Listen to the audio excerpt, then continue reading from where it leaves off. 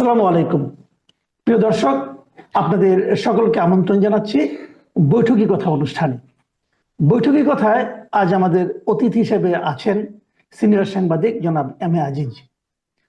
আজিজ ভাই, আশা করি আপনি আমাকে শুনতে পাচ্ছেন, দেখতে পাচ্ছেন এবং হ্যাঁ, আপনি ভালো শুনতে আছেন। পাচ্ছি, দেখতে পাচ্ছি। ধন্যবাদ আপনাকে।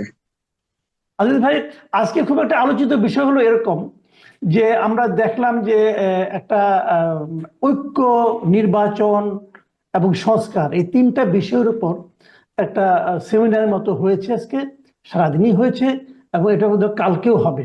প্রধান উপদেষ্টা নিজেও সেখানে কথা বলেছেন এবং এখানে বারবার যে কথাটা বলা হয়েছে যে সংস্কার করতে হবে ঐক্যবদ্ধভাবে এবং সংস্কারের পর নির্বাচন হবে। তার মানে এখানে তিনটা প্রসঙ্গ এসেছে।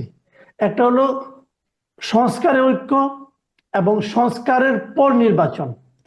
এই যে ধারাবাহিকতার কথা বলা হচ্ছে, আমার দুটো প্রশ্ন আপনার কাছে, আপনি একবারই উত্তর দেন। এক নম্বর হলো, এই ঐক্যর মাধ্যমে সংস্কারটা কি সেরকম বাস্তবতা আমাদের এখানে আছে? এবং নির্বাচনের আগে শর্ত হিসেবে সংস্কারটাকে জুড়ে দেওয়াটা কি আপনার কাছে গ্রহণযোগ্য মনে হয় কিনা? ধন্যবাদ আপনাকে। ছাত্র আন্দোলন হয়েছে শুরু থেকে, যতগুলো 6 দফা, 11 দফা, এক দফা, কোথাও কিন্তু সংস্কার নামে ছিল না। প্রথম দিকে ছিল কোটা সংস্কার, পরে এটা অন্তর্বর্তীকালীন সরকারের মুখ থেকে, এবং পরে বৈষম্য বিরোধী ছাত্ররা এই সংস্কার প্রশ্ন উত্থাপন করেছে। সেখানে রাজনৈতিক দলগুলো এটাকে সম্মতি দিয়েছে। কিন্তু যেটা বলা হচ্ছে যে ঐক্য, হ্যাঁ, বাংলাদেশের সব জনগণ, রাজনৈতিক দল ঐক্যবদ্ধ আছে ফেসিবাদ বিরুদ্ধে। যেমন ধরেন 10 তারিখে নূর হোসেন দিবসে যখন শেখ হাসিনা বললো ট্রাম্পের ছবি নিয়ে মিছিল করো, তখন কিন্তু সবাই এটাকে প্রতিহত করেছে। তো এর তো ফেসিবাদের বিরুদ্ধে ঐক্য, কিন্তু সংস্কারের জন্য যদি ঐক্য, সেই ট্রেন মিস করে ফেলেছে অন্তর্বর্তীকালীন সরকার। শুরুর থেকেই এটা আগে তাদের সাথে, তাদেরকে অন্তর্ভুক্ত করে তাদের সাথে, রাজনৈতিক দলের সাথে আপনার ঐক্যবদ্ধ হয়েই এই সংস্কারটা যদি করা হতো, তাহলে কিন্তু সংস্কারটা হতো। কারণ হচ্ছে যে আপনি দেখেন প্রত্যেকটা সংস্কার কমিশনে কোনো রাজনৈতিক দলের প্রতিনিধি নাই। তারা নিজেরা করছে, একটা একটা করে সংস্কার করছে। আগে 6টা করলো, এরপরে আরো 6টা, প্রায় 11টা সংস্কার। এবং এই সংস্কার যে করতেছে, এই সংস্কার তো ফাইনালি নির্বাচন হবে, পার্লামেন্ট হবে, সেখানে অনুমোদন না হলে এদের কোনো, এই সংস্কারের কোনো অর্থ নাই, এটা বাতিল। তো কারণ হোসেন মোহাম্মদ এরশাদের সময় সংস্কারের প্রস্তাব ছিল, শাহাবুদ্দিনের সময় সংস্কারের প্রস্তাব ছিল, এবং 111-এর সময়ও সংস্কারের প্রস্তাব ছিল অনেক, কিন্তু সেটা কিন্তু কোনো সরকারই সেটা অনুমোদন করে নাই। সুতরাং এই সরকার, অন্তর্বর্তীকালীন সরকার, রাজনৈতিক দলগুলোকে দূরে রেখে যে সংস্কার করছে, এটা তো আমার তো মনে হয় না নির্বাচনে সরকার, যে সরকারি ক্ষমতায় আসুক, তাদের এই সংস্কার অনুমোদন করবে, সেরকম মনে হচ্ছে না।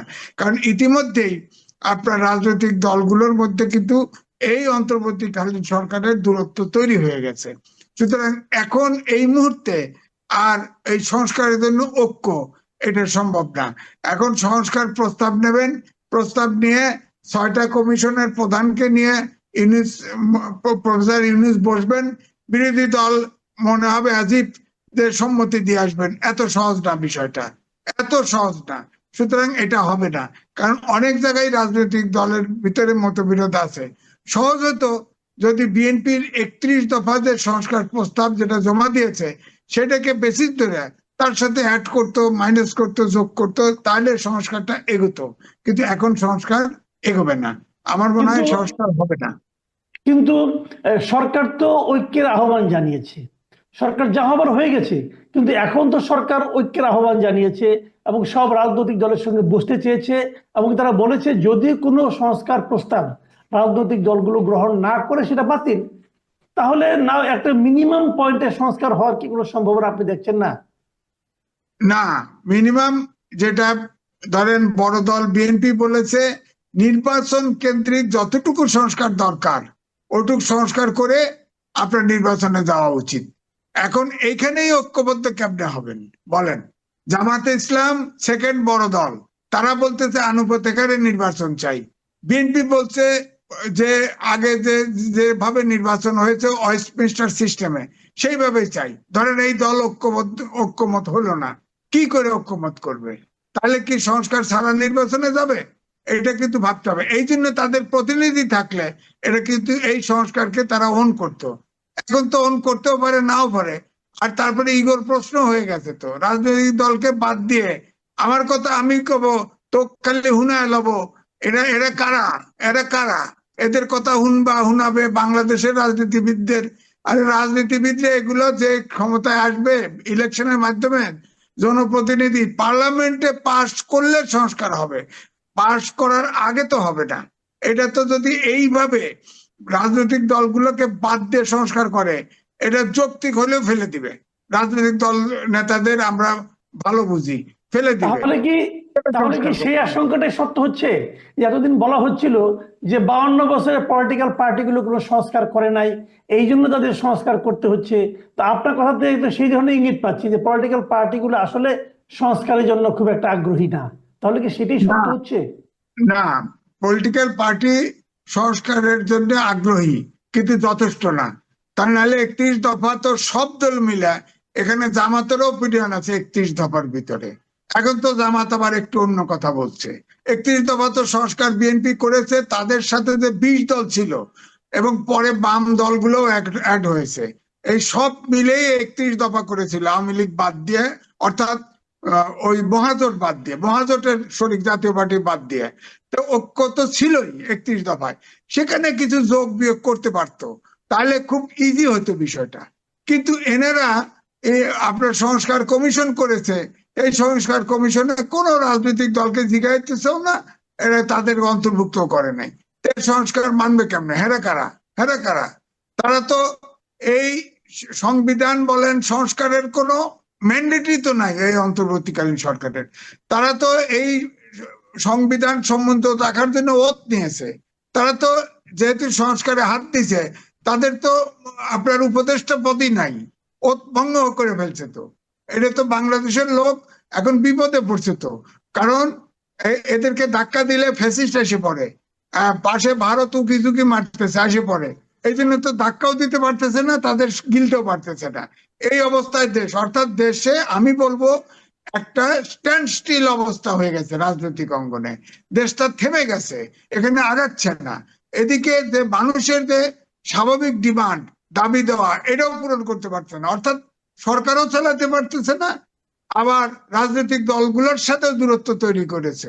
সুতরাং এই জন্য বলছি যে গত নভেম্বরে এই আপনার আন্তর্জাতিক ক্রাইসিস গ্রুপ একটা প্রতিবেদন দিয়েছিল যে রাজনৈতিক জনগণের প্রত্যাশা যদি অন্তর্বর্তীকালীন সরকার পূরণ করতে না পারে এবং রাজনৈতিক দলগুলোর সাথে যদি অন্তর্বর্তীকালীন সরকারের দূরত্ব হয়, তাহলে রাজনৈতিক ভ্যাকুয়াম তৈরি হবে।